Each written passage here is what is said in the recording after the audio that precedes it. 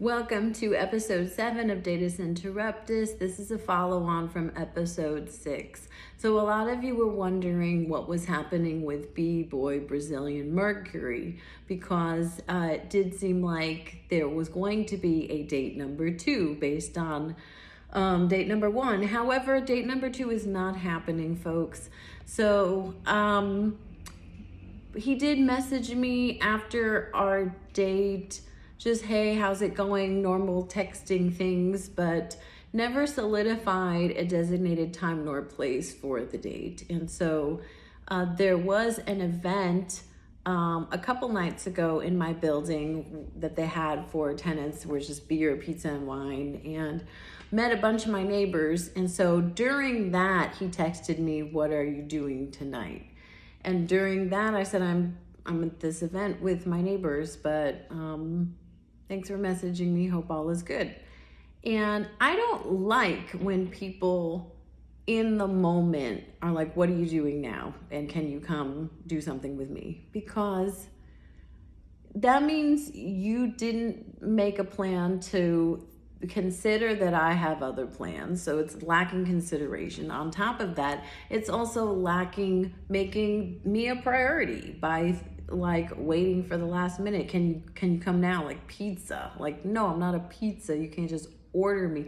And maybe, sometimes I suppose if it's a more casual thing, like, hey, what do you happen to be doing now? Like, but I don't know. In the beginning of things, it really doesn't seem like there's much effort, and it makes it seem like you had other plans and those went south.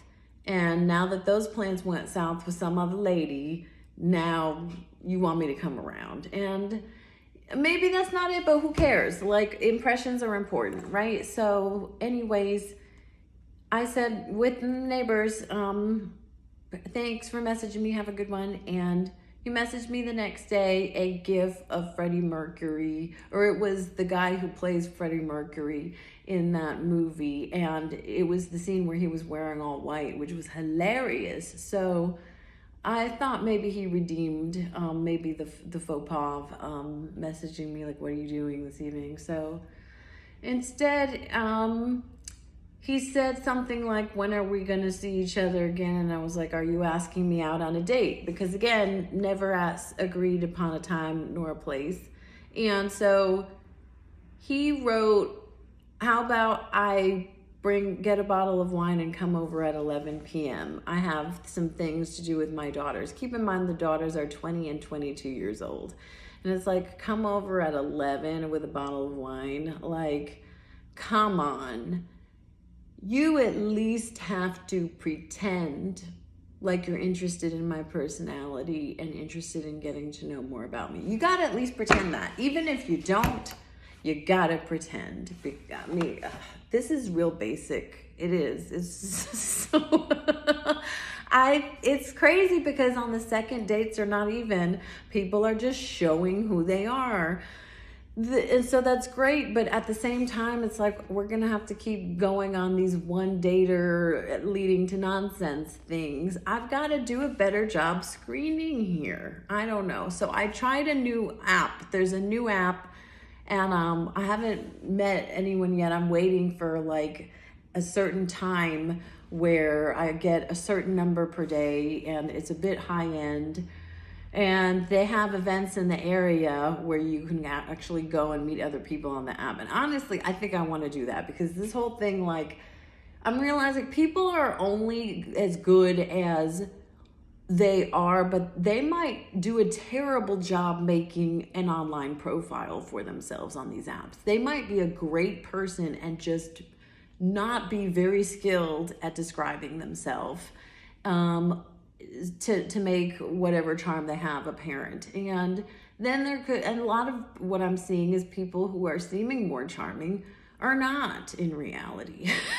And so like, I do like the idea of going and meeting folks who are on the thing, and then regardless of their craftsmanship level of these profiles, you get the vibe, and that's ultimately what it comes down to. And it's next to impossible to get the vibe from the messages, and the phone is even tough still. It's really the in-person. So we'll see. In the meantime, in between time, I've hung out with a lot of my neighbors that I met at this event, and it was great. This morning I went to the farmer's market with a woman who was also single on apps from the 10th floor.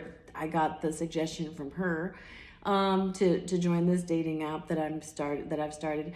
I went out with the folks on the 20th floor last night. We did karaoke again, and it was a lot of fun. A couple of dance places that I would have not known about that they brought me to. It was really fun. And we also went with a guy from the 13th floor. We invited him as well. And so it's feeling like kind of a college dorm situation here, where we're calling each other up and then just go to each other's units. And a gay couple of guys on the 20th floor as well. Went out with them and happy houred with them and this other couple. So it's going great. That part that has nothing to do with dating.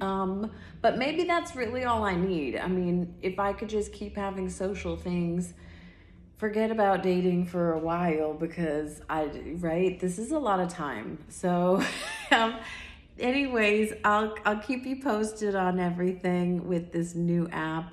And we're learning a lot. We're learning we have to be careful about the romanticos, right? If it seems like a Don Juan up front, probably is, and that's okay. And yeah, thanks for letting me process.